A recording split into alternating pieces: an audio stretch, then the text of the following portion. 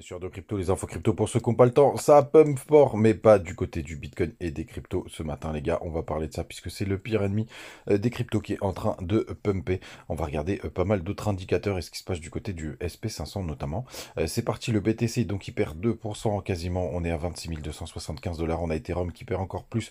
On perd 2,3%, 1783 dollars. On a perdu les 1008. Le reste de la map est très très rouge comme d'habitude. Quand ça descend sur le BTC, il emmène tout le monde avec lui, comme LTC qui perd 4%, Shiba qui perd 2,5%. Pareil pour du côté de OKB, non, qui est en positif, pardon, OKB qui prend 2,4%. Bref, c'est vraiment très très moche ce matin, à part l'idée OKB qui pousse ses petits scores. Du côté du long short ratio, les gars, bon, bah, c'est vrai que c'est pas terrible, hein. Franchement, on a 75% quasiment de personnes, 70 allez, qui sont en long.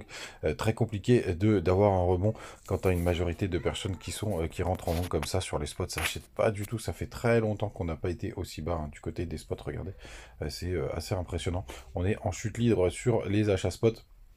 On va voir ce que va donner ce mois de juin qui arrive à partir de la semaine prochaine. Mais c'est vrai qu'on a vraiment un mois de mai qui est vraiment dégueulasse pour le moment du côté du daily du BTC.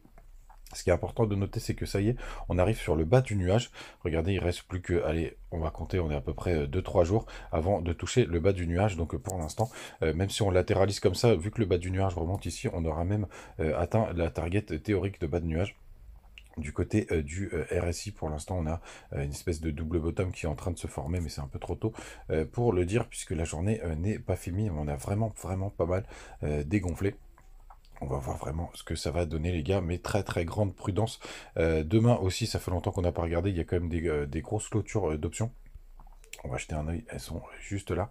Euh, et puis je crois que le max pain est aux alentours des 27 000 dollars, donc finalement, on est quand même sur les zones logiques, hein, pour le coup. On va aller regarder, hop, c'est du 25 mai si je dis pas de bêtises, euh, pour le coup. Alors attendez, non, c'est le 26, pardon. C'est le 26 mai, vous voyez, le max pain est à 27 000 dollars, donc on est vraiment très très proche de cette expiration. Il y a quand même un petit peu d'argent engagé. Donc pour le coup, c'est assez cohérent là où on est, puisque plus personne en plus le regarde. Donc ça m'étonnerait même pas, pour le coup, qu'on s'en rapproche quand tout le monde commence à regarder ailleurs. Donc les gars, faites vraiment attention. Du côté des plus petites time frames en 4 heures, pour l'instant, on est en train de toucher, de retravailler cette petite mèche qu'on a connue par le passé. On est quand même en train de quitter le bas du range, parce qu'il était plus propre en haut. Donc attention aux dernières chasses au stop, les gars. Pour l'instant, allez, un petit peu de retour sur le 1 heure, mais pas de quoi de se mettre les choses sous la dent. Bonne journée du côté de TikTok, on continue sur YouTube et Instagram. Sinon, donc du côté du dollar, donc le pire ennemi qui est en train de pumper, regardez, qui nous fait un joli rebond, hein. C'est vraiment, on vient casser les 105 points pour les coups, les gars, là, il faudra peut-être se remettre un petit peu en question parce que ça ferait quand même un W weekly complètement fou. Alors, il pourrait y avoir une petite chasse aux liquidités, comme on est en train de voir sur pas mal d'autres time frames, mais pour l'instant, vraiment, c'est très très propre. Le retour sur ce W, hein, c'est vraiment un pullback parfait qu'on est en train de voir du côté du dollar. On va voir vraiment ce que ça va donner, mais grande vigilance, les gars, parce que ça, c'est pas très très beau. Alors il y aura quand même une grosse résistance ici, hein. Vous voyez, ça a été le haut de ça pourrait être le haut de ce W et aussi travailler juste ici. Donc rien de dramatique, mais si on vient vraiment les casser, on vient confirmer le W, ce sera pas très beau. Du côté de BingX, qui est, comme c'est, vous le savez, c'est pas mal parce que si vous aimez trader le SP500 et les indices, c'est plutôt chouette. Vous avez d'ailleurs toujours le concours. Et pour le coup, regardez, on a classé les 4214 points juste pour aller chercher les liquidités.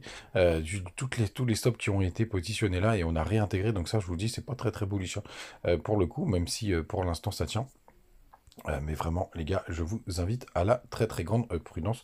Bien évidemment, je me suis fait chasser pas mal de stops hier, même si j'ai Iota qui est toujours en positif à 100%. Les gars, faites attention à vous. N'hésitez pas à nous rejoindre sur le Telegram. C'est vrai que c'est un petit peu calme du côté du marché crypto en ce moment.